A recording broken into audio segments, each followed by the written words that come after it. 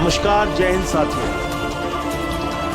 ही खीखी जबरन गले पड़ो प्रधानमंत्री नरेंद्र मोदी जी ने देश को एक तोहफा दिया है, महंगाई का तोहफा। और वो तोहफा क्या है?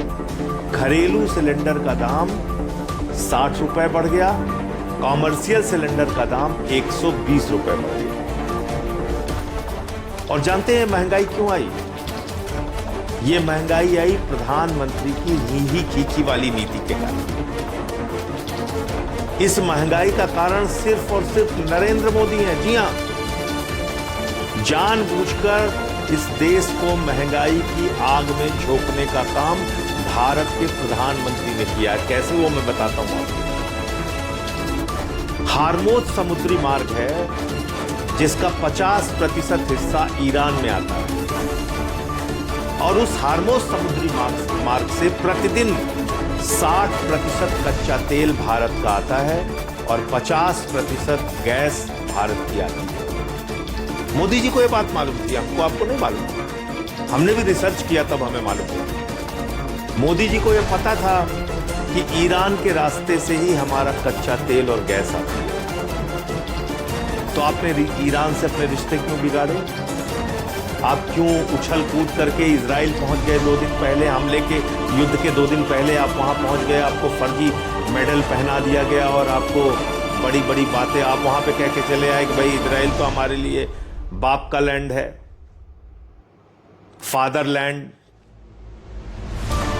वहां आप पहुंच गए और जब आप वापस आ गए हिंदुस्तान, उसके बाद वहां युद्ध हो गया, खामेनेई की हत्या कर दी इजराइल ने, अमेरिका ने, जो वहां के सुप्रीम लीडर थे। आप संवेदना के एक शब्द नहीं बोलते उनके लिए। 160 स्कूली बच्चियां मार दी जाती हैं, आप एक शब्द नहीं बोलते। आपने ईरानी नौसेना के जहाज को मेहमान के तौर पे हिंदुस्तान में बुलाया। वापस जाते समय अमेरिका ने आपकी सीमा पर उस नौसेना के जहाज को गिरा दिया और 100 से ज्यादा लोग मारे गए। एक शब्द आपने संवेदना के नहीं बोले।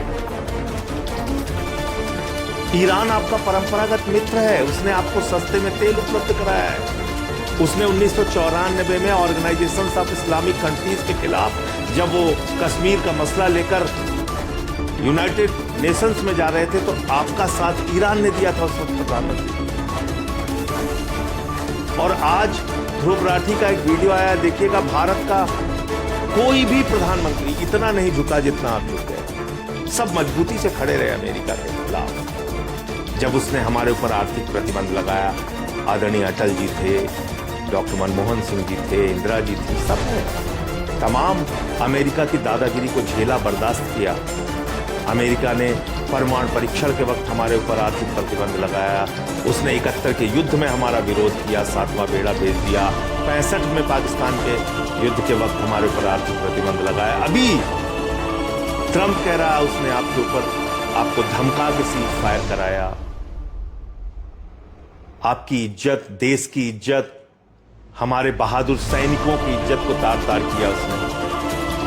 आसिम मुनीर, जो पाकिस्तान का सेना अध्यक्ष है, उसको बुलाया, उसके साथ लंच किया। शहबाज शरीफ, पाकिस्तान के प्रधानमंत्री के साथ लंच किया और बोला आई लव पाकिस्तान। उसके बाद बोला कि भारत और पाकिस्तान दोनों महान देश हैं।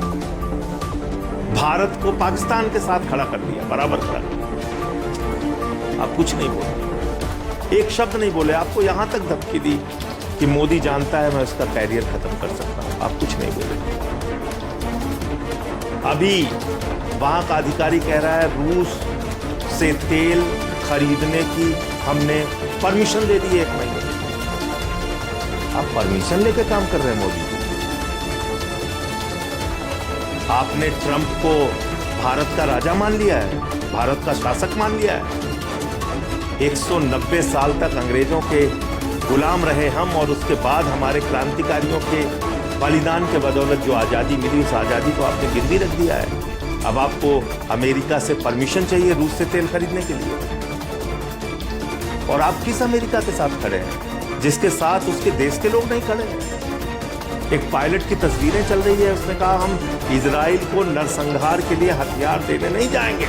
उस पायलट को गिरफ्तार कर लिया गया। न्यूयॉर्क की सड़कों पे ट्रंप का विरोध हो रहा है।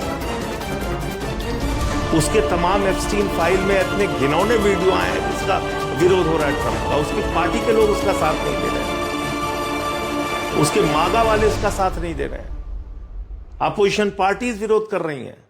नॉर्वे ने विरोध किया, इटली ने विरोध किया, यूएस ने, रूस ने विरोध किया, चीन ने विरोध किया, यूके ने विरोध किया, फ्रांस ने विरोध किया, स्पेन ने विरोध किया।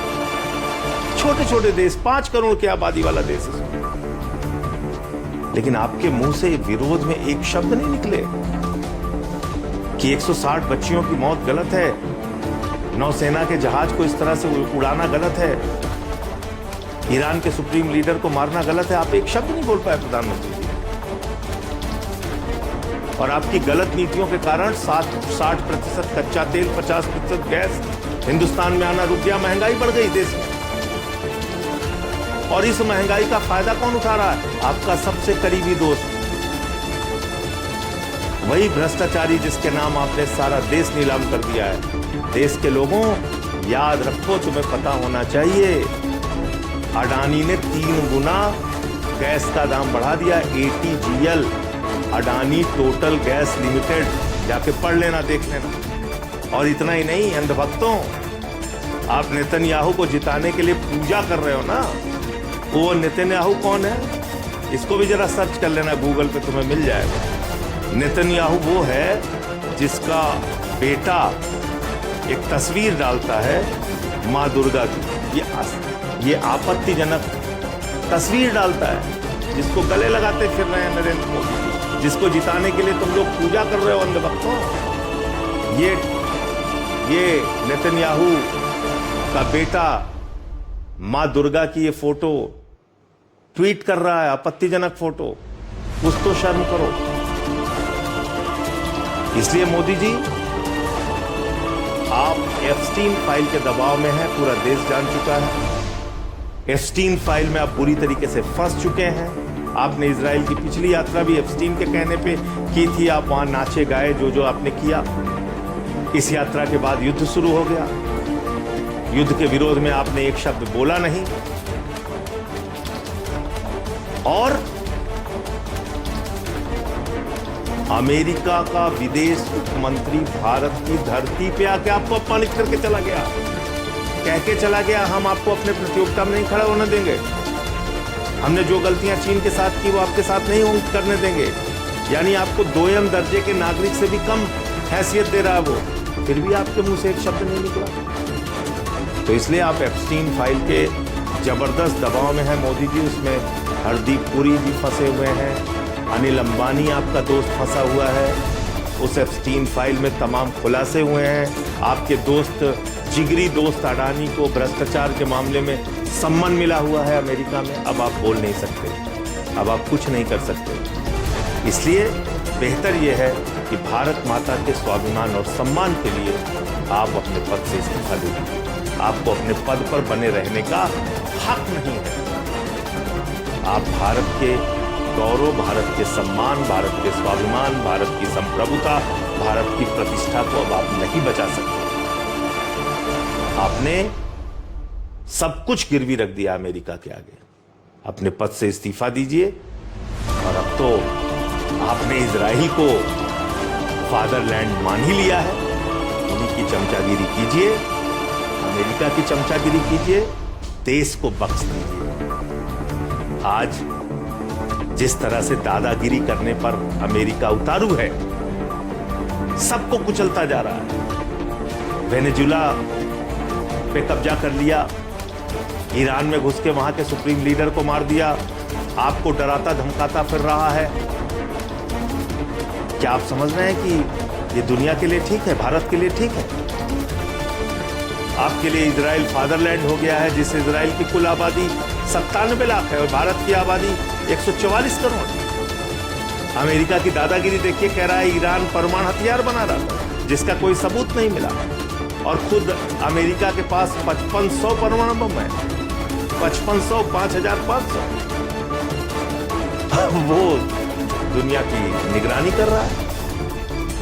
इन सब विषयों पे आप कुछ बोल नहीं सकते, तो देश को बख्श दीजिए, अपने पद से इस्तीफा दीजिए, और भारत माता के स्वाभिमान और सम्मान की रक्षा करने में देशवासियों का साथ दीजिए। जय हिंद।